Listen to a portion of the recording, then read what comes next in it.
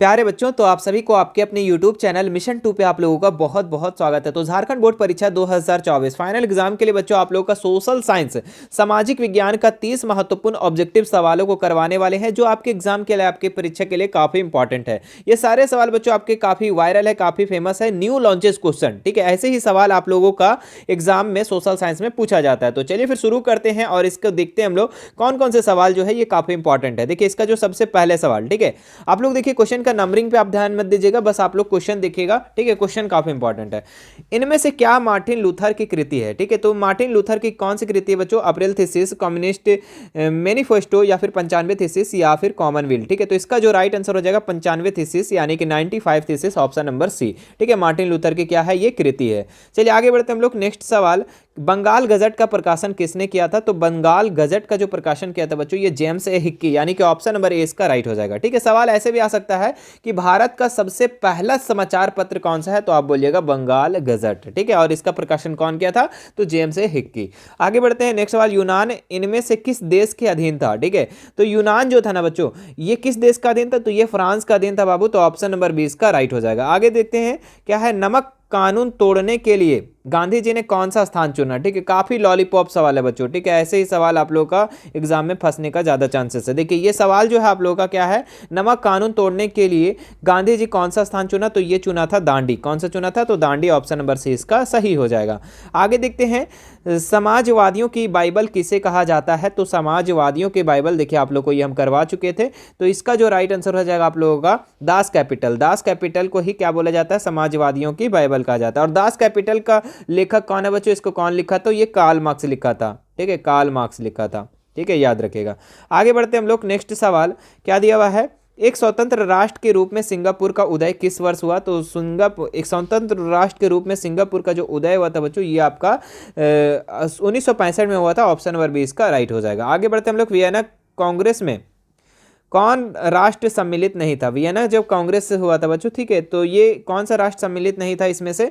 तो ये आपका option number B Germany. Germany जो था ये वियना कांग्रेस में सम्मिलित नहीं था। ऑप्शन नंबर 20 का राइट हो जाएगा। आगे देखते हैं नेक्स्ट सवाल, फॉरवर्ड ब्लॉक की स्थापना किसने? वेरी वेरी इंपॉर्टेंट क्वेश्चन बच्चों। फॉरवर्ड ब्लॉक की स्थापना किसने किया था? तो ये सुभाष चंद्र बोस जी किए थे। तो ऑप्शन नंबर 20 का बिल्कुल राइट हो जाएगा। कहाँ पे किए थे? तो सिंगापुर में किए थे। आगे बढ़ते हैं। नेक्स्ट सवाल, बंबई राज्य का विभाजन कर किन दो राज्यों का गठन हुआ? तो बंबई राज्य का जो विभाजन हुआ था बच्चों तो दो भाग में बंट गया था। ऊपर आपका गुजरात, ठीक है, और नीचे आपका महाराष्ट्र। ठीक है, तो यानी कि ऑप्शन नंबर 20 का सही हो जाएगा। ठीक है, आगे बढ़ते हैं। नेक्स्ट सवाल, राज्य पुनर्गठन आयोग की स्थापना कब हुई? तो राज्य पुनर्गठन आयोग की, आप देखिए जो इंग्लिश वाले हो इंग्लिश भी आप क्वेश्चन देख सकते हैं, मैंने इंग्लिश में भी दे दिया है। ठीक है, तो राज्य पुनर्गठन आयोग की स्थापना कब हुई थी? तो ये हुआ था आप लोगों का 1953 में। ऑप्शन नंबर सी इसका राइट हो जाएगा। आगे देखते हैं, चुनाव आचार संहिता का निर्माण कौन करता है? तो चुनाव जो आचार संहिता बच्चों, ठीक है, जब चुनाव होता है तो उससे पहले आचार संहिता लागू हो जाता है, तो वो कौन करता है? तो निर्वाचन आयोग करता है। ऑप्शन नंबर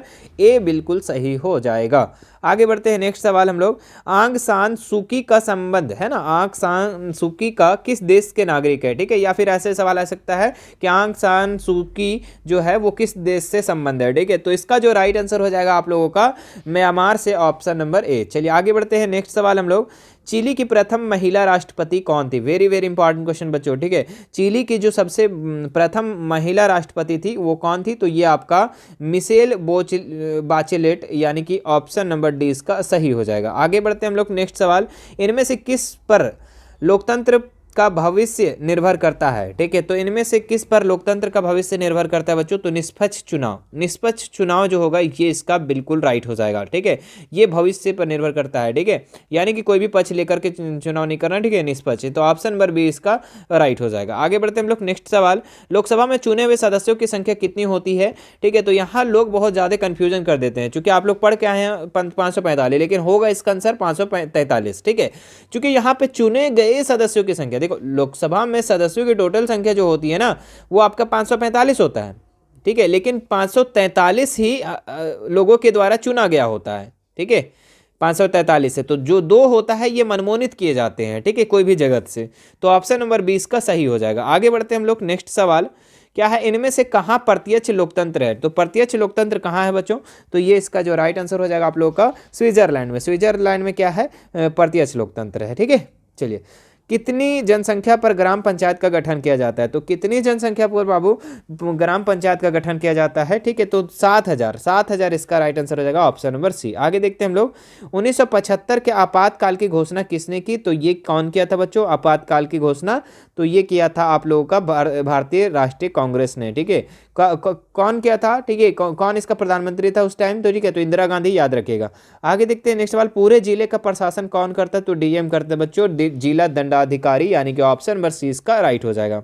ठीक है, डिस्ट्रिक्ट मजिस्ट्रेट। ठीक है, आगे देखते हैं नेक्स्ट सवाल, नेपाल में लोकतंत्र वापसी के लिए कब आंदोलन हुआ? ठीक है, तो लोकतंत्र नेपाल में लोकतंत्र वापसी कब हुआ बच्चों, मतलब कि लोकतंत्र कब हुआ? ठीक है, तो ये 2006 में हुआ। ठीक है, इससे पहले जो था ना ये राजतंत्र में था, तो राजतंत्र में 240 वर्ष था, याद रखिएगा आप लोग राजतंत्र में। लेकिन बाद में जब हुआ राजतंत्र खत्म हुआ 2006 में, और उस समय लोकतंत्र हो गया। ठीक है, आगे बढ़ते हैं हम लोग नेक्स्ट सवाल, जल आपूर्ति के निजीकरण के विरुद्ध कहाँ संघर्ष हुआ? तो ये आपका बोलीविया में हुआ, यानी कि ऑप्शन नंबर बी इसका राइट हो जाएगा। ठीक है, सवाल ऐसे भी आ सकते हैं कि जल आपूर्ति का संघर्ष विरुद्ध जो हुआ था, लड़ाई हुआ था, ये कब हुआ था? तो बोलीविया में हुआ था। ठीक है, आगे देखते हैं नेक्स्ट सवाल,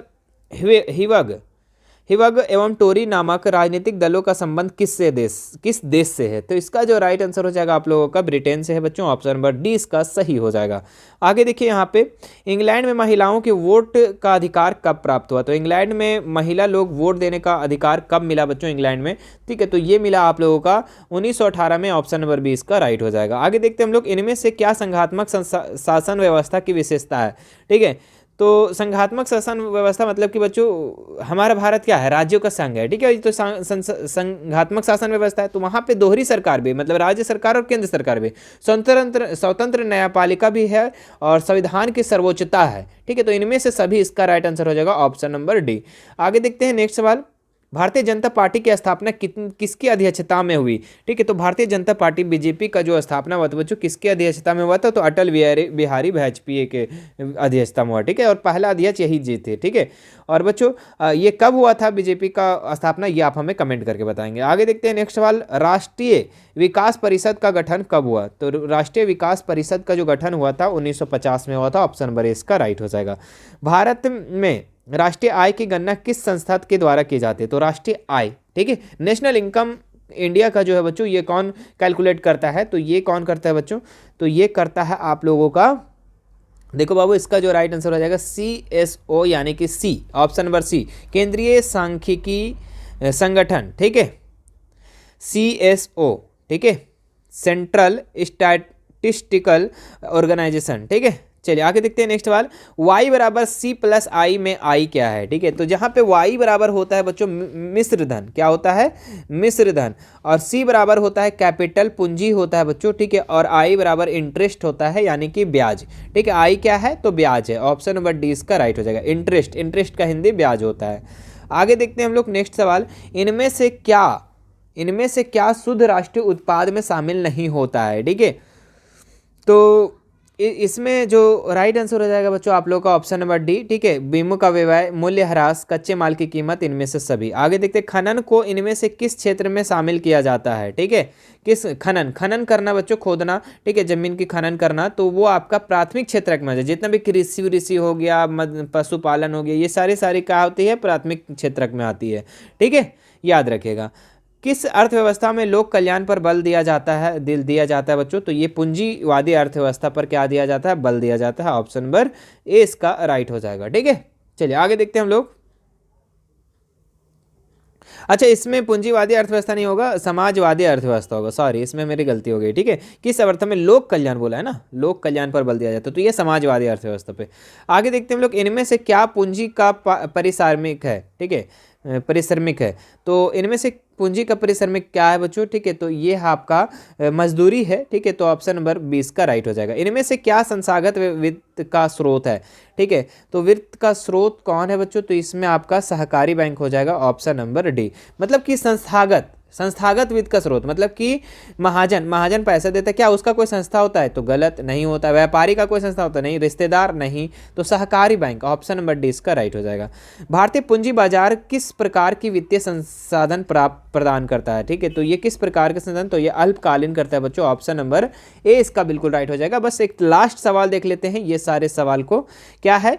ग्रामीण विकास तथा कृषि के लिए ऋण प्रदान करने वाली संस्थाओं को वित्त की आपूर्ति कौन करता है? ठीक है, तो ये कौन करता है बच्चों? सहकारी बैंक, भूमि विकास बैंक, नाबार्ड या फिर भारतीय रिजर्व बैंक। जब भी कृषि के लिए ऋण प्रदान करेगा बच्चों ग्रामीण क्षेत्र में, है ना, ग्रामीण क्षेत्र में, तो ये आपका नाबार्ड हो जाएगा, ऑप्शन नंबर सी इसका राइट हो जाएगा।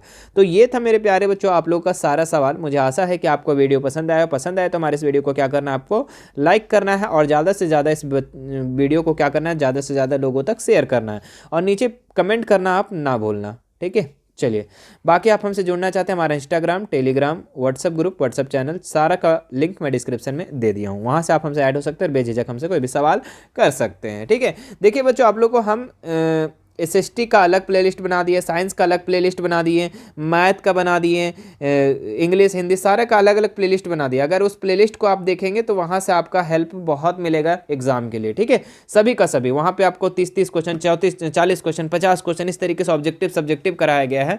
तो आप उस चीज़ को देखेंगे तो बहुत अच्छा हो जाएगा। ठीक है, अगर आपको प्लेलिस्ट देखना नहीं आता है तो आप हमें कमेंट करेंगे व्हाट्सएप पर। ठीक है, चलिए फिर मिलते हैं नेक्स्ट वीडियो में। Thank you so much.